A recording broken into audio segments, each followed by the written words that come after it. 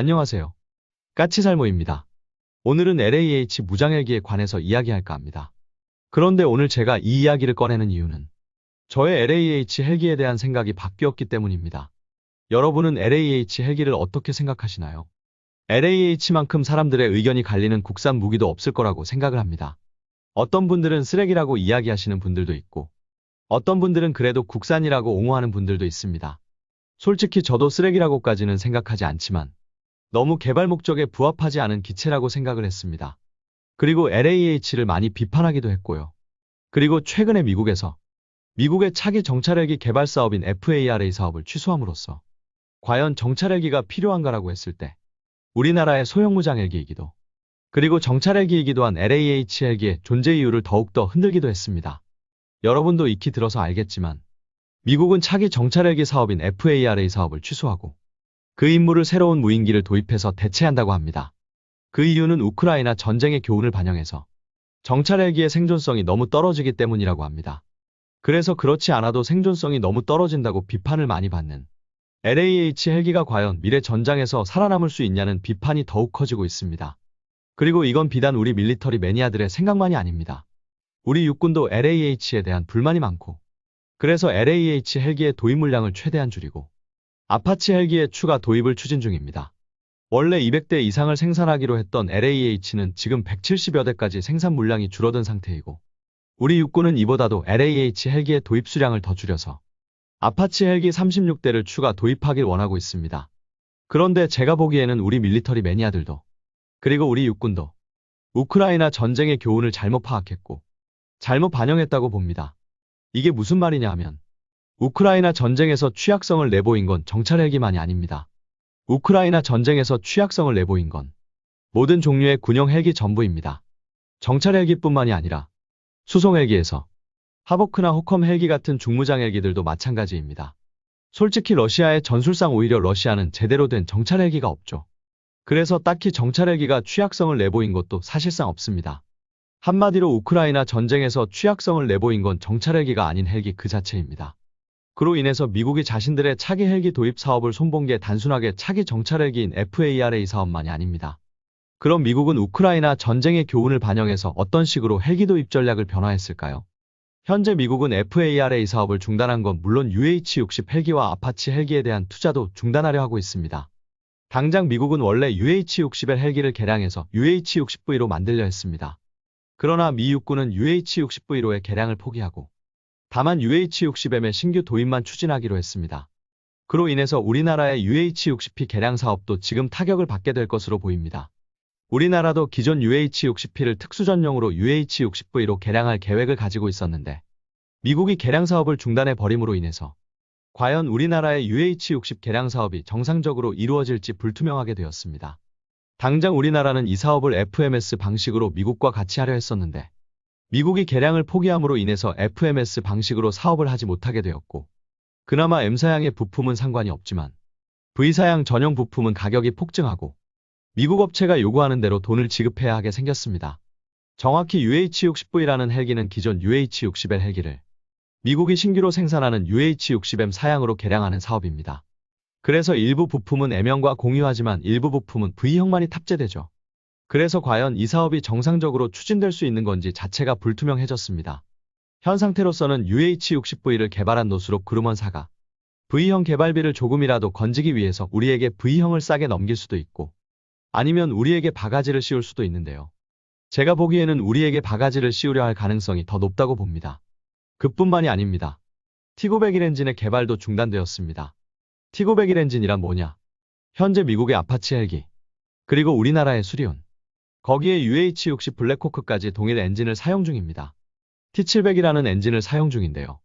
이 엔진은 2000마력급 엔진으로 실제로 수리온에서 이 엔진은 최대 2200마력까지 발휘하지만 수리온의 기어박스가 감당할 수 있는 출력이 1920마력뿐이어서 그래서 우리나라가 수리온의 기어박스를 새로 개발하는 계기가 된 엔진이기도 하죠. 그런데 T901 엔진은 바로 이 T700 엔진을 대체하려고 개발하던 엔진입니다. T901 엔진은 T700 엔진에 비해서 출력이 50% 이상 상승해서 최대 3000마력 이상의 출력을 발휘하고 거기에 연비도 25% 증가하고 심지어 엔진의 수명까지도 20% 증가한 엔진입니다. 그리고 이 엔진은 T700의 규격으로 개발된 엔진으로 기체의 개량 없이 엔진만 교체해도 될 정도로 T700과 똑같은 규격을 가진 엔진입니다. 그리고 우리나라의 특수전 부대용 UH-60V 개량의 핵심이기도 합니다. 그런데 이 엔진의 개발이 잠정 중단되었습니다. 말이 잠정 중단이지. 미국 내에서는 취소될 거라는 이야기도 나오고 있습니다. 솔직히 이 엔진의 개발이 중단되면 우리나라 특수전 부대로서는 상당한 타격을 받을 것입니다. 왜냐하면 개량된 특수전 헬기가 우리 군이 요구하는 작전을 수행하지 못할 수도 있습니다. 그렇기에 T901 엔진의 개발이 취소되면 우리나라로서는 정말 당혹스러울 수밖에 없는 건 부인할 수 없는 사실입니다. 그리고 특히 미국에서 이 엔진이 개발되는 결정적인 이유는 역시 아파치 헬기 때문인데요. 미 육군은 아파치 헬기의 운용 규모를 축소할 계획이기 때문에 더욱더 T901 엔진이 필요 없어진 것이기도 하고요. 실제로 우리나라는 미국으로부터 36대의 아파치 헬기를 추가 도입하고 기존 헬기도 이 엔진과 신형 롱보우 레이더, 거기에 링크 16까지 포함한 대규모 개량 사업을 하려 했는데요. 결론은 미국에서는 아파치의 운용 수량을 줄이고 아파치의 개량 계획을 전면 중단해버린 겁니다. 한마디로 미국은 현재 추진 중인 현용 헬기들의 개량 사업을 전면 중단해버리고 신규 정찰 헬기 사업은 아예 취소해버린 겁니다. 그리고서 미국은 이리 기존 헬기들에 대한 투자를 중단해버리고 그로 인해서 남게 되는 비용을 전부 FLRAA 사업에 투자한다고 합니다. 그리해서 FLRAA 사업을 앞당길 거라고 합니다. 그럼 FLRAA 사업이란 뭐냐? 바로 UH-60 블랙호크 헬기를 대체하는 차세대 중형 헬기 개발 사업으로 지금 이 사업에는 벨사의 V280 벨러가 선정되어 있죠. 그렇게 해서 FLRAA 사업을 앞당기고 거기에 FLRAA 무장형에 대한 투자도 늘려서 FLRAA 무장형의 도입도 앞당긴다고 합니다. FLRAA 무장형은 바로 아파치 헬기를 대체하는 헬기입니다. 그럼 미국이 왜 이런 결정을 했을까요? 결론은 현재 방식의 헬기들의 생존성이 너무 떨어지기 때문에 생존성이 떨어지는 현재의 아파치와 UH-60을 최대한 빨리 차세대 헬기로 교체하기 위해서 그래서 생존성이 떨어져서 필요성이 줄어든 현재의 헬기들에 대한 투자를 줄이고 차세대 헬기의 도입을 앞당기려는 겁니다. 그럼 아파치 헬기나 UH-60 블랙호크 헬기가 생존성이 떨어져서 미래전장에 적합하지 않은 건 이해하겠는데 이 헬기들보다 더 생존성이 떨어지는 LAH 헬기는 더 필요 없는 것 아니냐라고 할 수 있을 겁니다. 더욱더 미국은 아예 차기 정찰 헬기 개발 사업을 취소해버리고 무인기로 대체한다고 하는데 LAH 헬기는 더 필요 없는 것 아니냐 할 수 있을 겁니다. 그런데 여러분 독일에서 타이거 공격 헬기를 조기 퇴역시키고 H-145 무장 헬기를 도입하기로 한 것 아시죠? 독일은 자신들이 보유한 타이거 헬기를 퇴역시키고 H-145 무장 헬기 82대를 도입하기로 했는데요. 독일이 왜 이런 결정을 했을까요? 물론 타이거 헬기는 전형적인 유럽 여러 나라들이 공동 개발한 막장급 헬기이고 그래서 유지비용이 많이 들어가는 헬기로 알려진 헬기입니다. 그래서 타이거 헬기가 유지비용이 너무 많이 들어서 조기 퇴역시키는 건 이해하겠는데 본격 공격 헬기인 타이거를 퇴역시키고 타이거 헬기에 비해서 생존성이 훨씬 떨어지는 무장 헬기를 도입하겠다는 것 자체가 이상한 거죠. 독일은 왜 이런 결정을 한 걸까요? 그 이유는 생존성이 조금 높다고 해도 그놈이 그놈이었기 때문입니다. 타이거 헬기도 처음부터 공격 헬기로 개발된 헬기이고 그래서 크기는 아파치보다 더 작지만 생존성만큼은 아파치와 동등하다고 알려진 헬기입니다. 그리고 아파치 헬기도 처음부터 공격 헬기로 만들어져서 상당한 방어력을 가지고 있고 생존성도 상당히 높은 헬기입니다. 그런데 그건 우크라이나에서 수많은 손실을 기록한 호컴과 하보크도 마찬가지입니다. 이 헬기들도 아파치보다 나중에 개발된 헬기들로서 그래서 방어력 등은 아파치 헬기에 준할 정도로 뛰어난 능력을 보여준 헬기들입니다. 그런데요. 그래서 이 헬기들이 과연 우크라이나 전쟁에서 높은 생존성을 보였냐고 물어봤을 때 높은 생존성을 보였을까요? 전혀 아닙니다. 이 헬기들은 수송 헬기들과 별반 차이 없는 생존성만을 보였고 오히려 공격 헬기이기 때문에 적에 더 많은 위협에 노출되어서 막대한 피해만을 입었습니다. 그리고 상당한 방어력을 가지고 있다고 하지만 그래봤자 이 헬기들이 가진 방어력은 엔진이나 조종석 등에 대한 중기관총에 대한 방어력일 뿐이고 우크라이나가 이 헬기들을 공격할 때 주로 사용한 무장은 기관총이 아니라 맨패드 대공 미사일이나 심지어는 대전차 미사일이었습니다. 그래서 기관총을 방어하는 능력은 아무짝에도 쓸모가 없었습니다. 어차피 방어력이 떨어지는 수송 헬기나 방어력이 높은 공격 헬기나 적의 맨패드 대공 미사일이나 대전차 미사일에 피격되면 방어력에 상관없이 추락하는 건 마찬가지니까요. 그래서 실질적으로 헬기의 방어력은 실효성이 떨어진다는 것만 증명했습니다.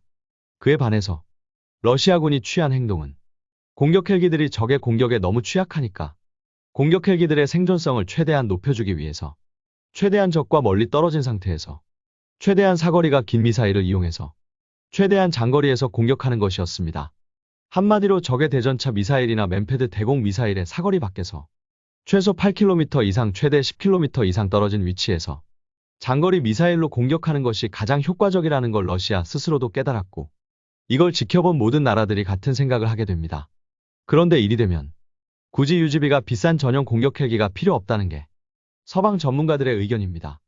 그냥 다목적 유틸리티 헬기에 뛰어난 성능의 시커를 달고 장거리 무장을 운용하는 게 생존성 면에서도 그리고 헬기 운용 비용 면에서도 확연히 유리하다는 겁니다. 그로 인해서 아파치 헬기나 타이거 헬기같이 유지비만 비싼 전문 공격 헬기의 설 자리는 줄어들었습니다. 그래서 독일은 전문 공격 헬기인 타이거를 퇴역시키고 무장 헬기를 도입하기로 한 것이고 미국은 최대한 빨리 아파치를 퇴역시켜버리고 FLRAA 무장형으로 대체하려 하는 것입니다. 그런데 여기서 아마 여러분도 눈치를 챘을 겁니다. 지금 서방 전문가들이 말하는 미래전에 적합한 헬기가 우리나라에 있죠. 그게 바로 LAH 무장헬기입니다. 이 LAH 무장헬기는 태생적으로 소형 무장헬기였기 때문에 생존성을 높이는 데 분명한 한계가 있었고 그래서 처음부터 수많은 사람들로부터 생존성에 대한 의문을 품게 했고 수많은 비판에 직면해 있습니다. 그래서 우리의 개발자들은 LAH 무장헬기에 최대한 장거리 공격 능력을 부여해서 낮은 생존성을 보충하려 했습니다. 그런데 지금 세계적인 추세가 바로 이 방향으로 가고 있는 겁니다. 우리나라는 이미 청검이라는 사거리 8km급 대전차 미사일을 개발해서 LAH 헬기에 탑재를 했고 심지어는 한화에서는 이 청검의 사거리를 더 증가시킬 거라고 하고 있죠. 거기다 LAH 헬기에서 자폭 무인기를 발사해서 멈티로 이 무인기를 조종해서 정찰도 하고 장거리 공격도 할 능력을 부여할 생각입니다. 솔직히 지금 서방 전문가들이 말하는 미래전에 적합한 헬기 모습을 이미 LAH는 다 가지고 있는 겁니다. 물론 LAH 헬기는 원래 처음에 만들어질 때부터 두 가지 임무를 가지고 만들어진 기체입니다. 하나는 군단 항공대에 배치되어서 적 전차를 격파하는 공격 헬기로서의 기능과 또 하나는 항작사에 배치되어서 아파치 헬기와 합동으로 정찰 헬기의 역할을 하는 것입니다. 그러나 지금 예상되는 미래전에서는 정찰 헬기는 적의 공격에 너무 취약하고 그래서 미국에서도 차세대 정찰헬기 사업을 중단해버리고 무인기로 대체한다고 하고 있습니다. 그렇기에 아파치 헬기의 정찰헬기로서 사용하려던 LAH 헬기의 임무는 다가오는 근미래의 현대전에는 전혀 적합하지 않다는 건 분명한 사실입니다. 분명 LAH 헬기는 정찰헬기로 적합하지도 않고 생존성도 너무 떨어지는 건 부정할 수 없는 사실입니다. 그러나 적의 공격사거리 밖에서 공격하는 장거리 공격무장 헬기로서의 LAH 헬기는 지금 서방 전문가들이 말하는 미래전에 적합한 무장 헬기로서의 모습을 완벽하게 가지고 있는 헬기입니다. 그렇기에 과연 생존성이 떨어지는 LAH 무장 헬기의 도입을 최대한 축소하고 아파치 헬기를 추가 도입하려는 우리 육군이 과연 옳은 선택을 하고 있냐는 질문에는 저는 아니라고 봅니다. 아파치 헬기는 최소한 지금의 모습으로는 미래전에 전혀 적합하지 않습니다. 상대적으로 청검에 비해서 능력이 떨어지는 헬파이어만을 가지고 있고 시커 등의 능력도 LAH보다 떨어지기 때문에 미래 공격 헬기의 필수 조건이라고 할 수 있는 장거리 공격 능력에서 분명히 LAH보다 성능이 떨어집니다. 그리고 그에 반해서 LAH보다 월등하게 도입 비용도 비싸고 유지비도 비싼 헬기입니다. 그렇기에 다가올 미래전에는 아파치보다 LAH 헬기가 더 적합하다는 건 우크라이나 전쟁으로 인해서 드러난 부정할 수 없는 사실이고 그래서 육군도 아파치 헬기의 추가 도입을 당장 중단해야 한다고 생각합니다. 한마디로 시대가 변한 겁니다. 시대가 변했고 그리고 공격 헬기에 대한 새로운 전략 전술이 나온 겁니다. 그걸 우리 육군도 빨리 파악하고 받아들여야 한다고 봅니다. 분명 저는 과거에 LAH 헬기에 상당히 부정적인 생각을 가진 사람이었습니다. 그래서 LAH 헬기를 많이 비판하기도 했었죠. 그러나 시대가 변했고 지금은 어쩌다 보니 LAH 헬기가 미래전에 상당히 적합한 헬기라는 건 부정할 수 없는 사실이 되어버렸습니다. 그렇기에 저로서도 더 이상 LAH 헬기를 비판만 하고 있을 수는 없게 되었고 최대한 빨리 우리 육군의 아파치 헬기 추가 도입을 중단해야 한다고 생각을 합니다. 분명 우리나라도 차기 헬기를 개발하고 있지만 우리나라가 차기 헬기를 개발하고 그 차기 헬기를 바탕으로 무장형을 만들어서 아파치 헬기를 대체하기에는 아주 먼 미래의 이야기입니다. 그러나 그전에도 우리나라는 이미 미래전에 상당히 적합한 LAH 헬기가 있고 그렇기에 아파치 헬기의 도입을 중단하고 LAH 헬기의 도입 수량을 다시금 200대 수준으로 복원해야 한다고 생각을 합니다. 아마 제가 과거에 LAH 헬기에 상당히 비판적이었다는 걸 아시는 분들은 저의 태도 변화가 이상해 보일 겁니다. 그러나 저는 항상 미래 전략 전술에 관심이 많고, 그래서 일반인보다는 미래 전술을 받아들이는 게 좀 빠릅니다. 그리고 지금 새롭게 등장하는 공격 헬기에 대한 새로운 전략 전술이 우리나라에도 적합하다는 판단하에 LAH 헬기에 대한 생각을 바꾼 겁니다. 여러분은 이 문제를 어떻게 생각하시나요? 제가 생각하는 새로운 전략 전술이 옳다고 보시나요? 아니면 여전히 아파치 헬기 같은 높은 생존성이 필요하다고 보시나요? 이상 영상 봐주셔서 감사합니다.